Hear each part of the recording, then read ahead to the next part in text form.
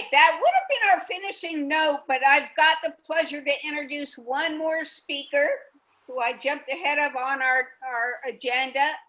This gentleman also joins us from the Biden-Harris campaign.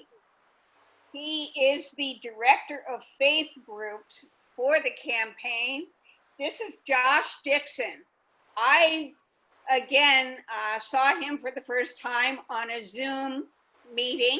Again, thank you to Zoom. And he's got a really interesting story. I invited him in because he does faith groups.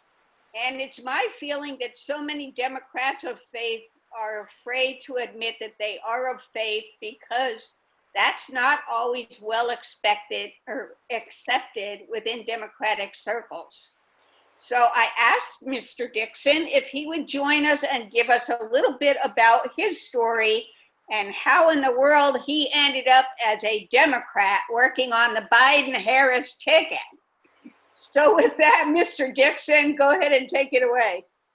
Thanks so much, Natalie. I appreciate it. Thanks, everyone. It's good to be with you. I'm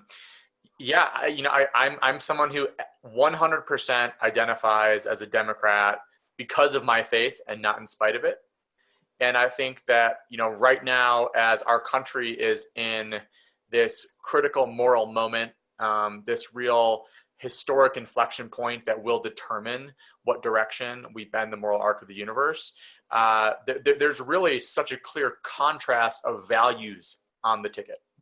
There's such a clear contrast of a ticket that is, for the record, both of whom are people of faith on our side, which Senator Harris talked about in this last week's debate, a ticket that believes in loving our neighbors ourselves and being our brothers and sisters keepers, in repairing the world around us, and working to sweep down walls of injustice and oppression, working to ensure everyone has the chance to reach their God-given potential, and working towards that idea of Imago Dei, that everyone is created with inherent human dignity and worth, right?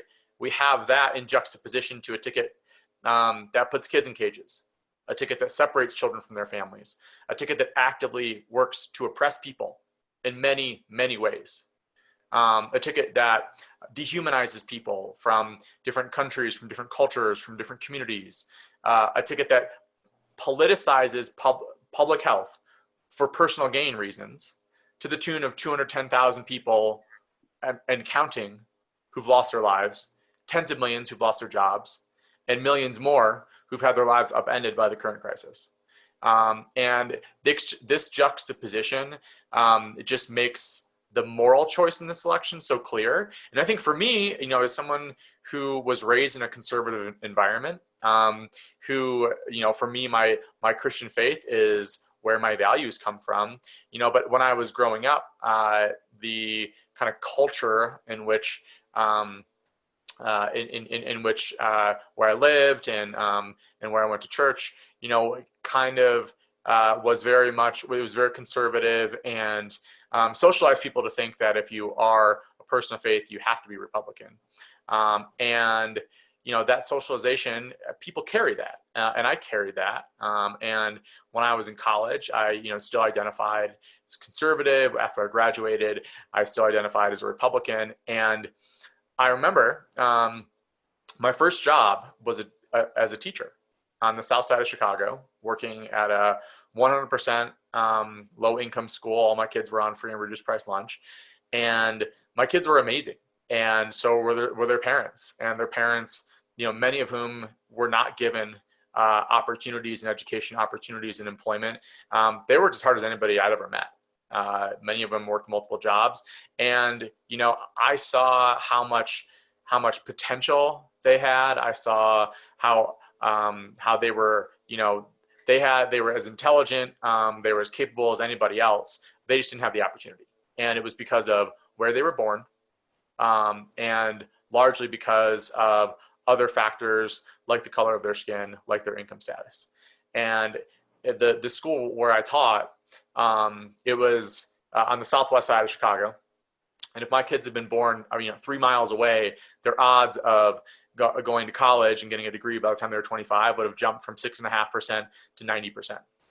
And it really pushed me to think, what does, as someone who is a person of faith, like what does my faith teach me about these things, right?